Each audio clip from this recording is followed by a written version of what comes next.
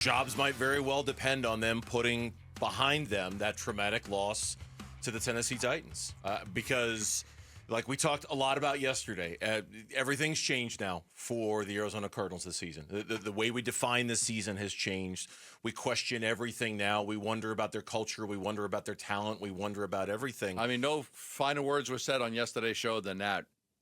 This is the type of loss that makes you question everything. Everything. I mean, I still can't believe they lost to the Titans. For example, we were running a promo, one of our social media videos that went out, were you and I talking about Jonathan Gannon and how it was that hot seat list that you had a week ago. Remember that one? And he was like number 8, second to on last. the list. Like number 8. Yeah. The only guy who was behind him was John Harbaugh, and John Harbaugh's not on a hot seat, right? And we're like, come on, man, he's not on a hot seat.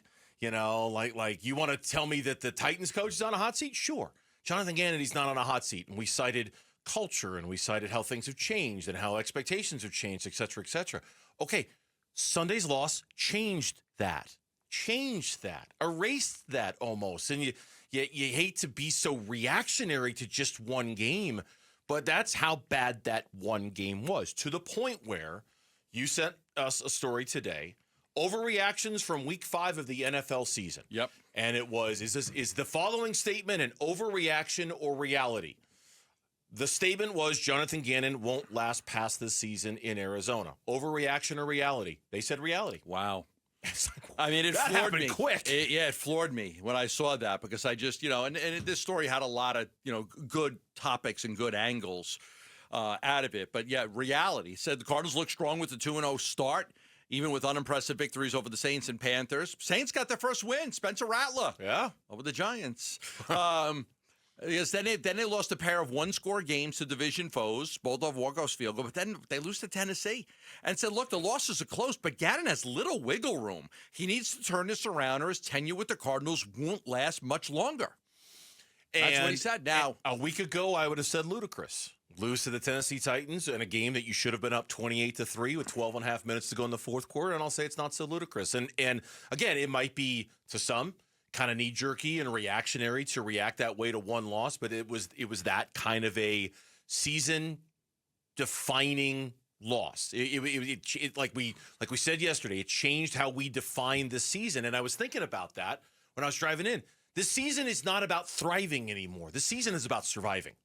In one Sunday afternoon, it went from, hey, maybe they're a playoff team, and maybe they can contend, and maybe they can get in, and maybe they finally have the roster to do it, to, man, now you're just trying to hang on for dear life because you've got 8 straight games against teams that are 500 or better. What are you going to look like 8 games from right now? I still am going to say that you have to support Gannon and support Monty and give them more time. I hate firing everybody so quickly. I really do.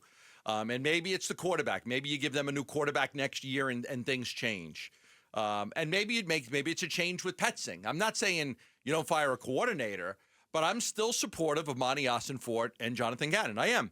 Until they prove to me not to be. But at this point, I'm like, I told you at the beginning of the season, I don't really see a scenario unless they go like 4-13 in which, like, you would say, okay, it's, you lost everything. And I just didn't think that was possible. But I don't know if I'd ever get to that point this year, but even after that Tennessee loss, I'm not fire Gannon and Monty. I'm not of that belief. And to be honest with you, I don't want to either, because I feel like both guys are they're good football guys. I don't know how else to say it other than like Cliff, I was never sure about. Keim at the end, I definitely wasn't sure about. There have been general managers who have come in here.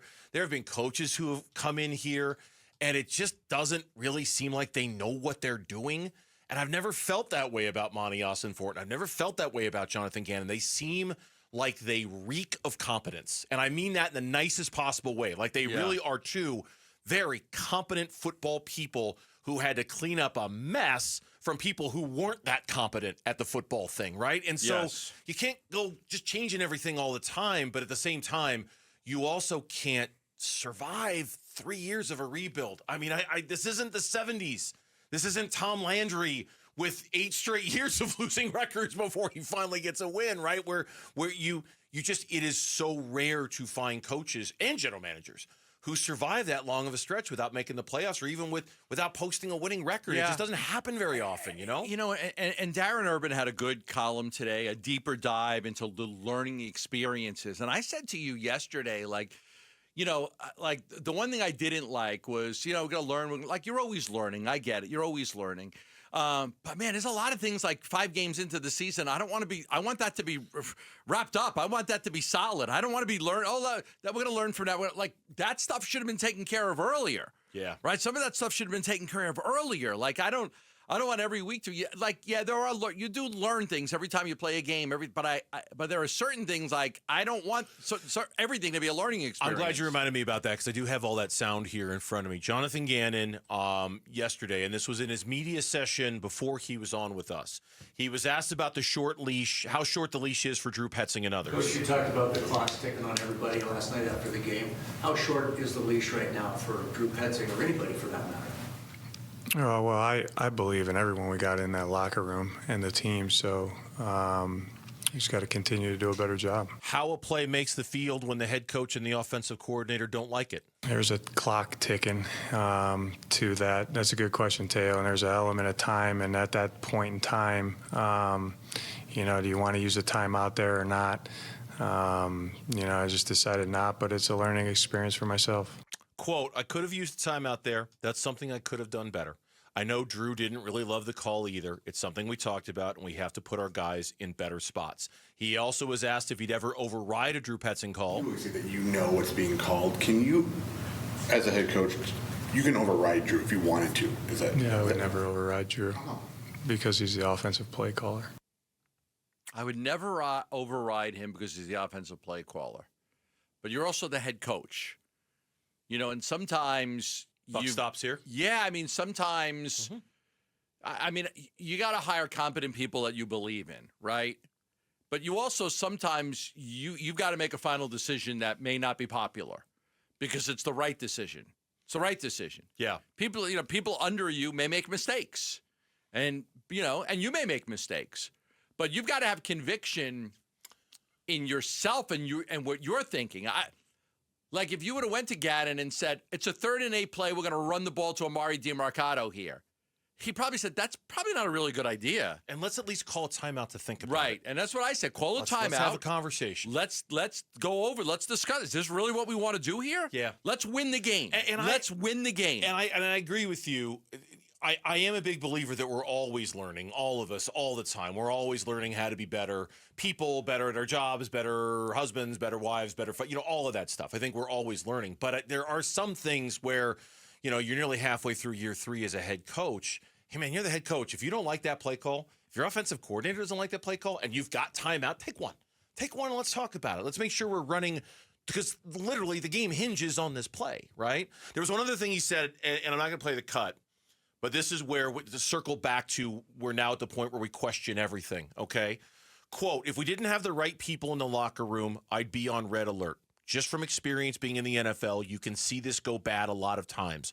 I'm not worried about it, close quote. I read that and I thought, now I have to question whether you do have the right people in the locker room. I don't want to, but now I have to. He's like, hey, we got good guys here. And if we didn't have good guys, I'd be on red alert. Okay, well, what if you don't have the right guys in the locker room? Shouldn't you just admitted you'd be on red alert if you didn't have the right guys in the locker room. After a loss like Sunday, I'm to the point now where I'm questioning everything. Do you? Do you have the right guys in the locker room? Because if you don't, you're on red alert. That's what you find out Sunday. Yes.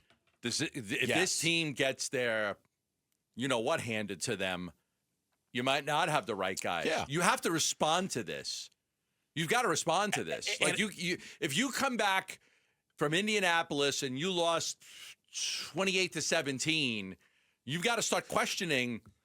These guys should be absolutely pissed this week. This should be the best week of practice ever, and they should go knock out the Colts next week, as good as the Colts have been. And I know we're late for a break, but I want to make sure I'm clear about this so I'm not misinterpreted. I'm not saying, no, you don't have the right guys in the locker room. I'm saying, I don't know if you have the right guys. There's a difference between saying, I know you don't have the right guys in the locker room. You guys are doomed. What I'm saying is, because I'm questioning everything, I don't know.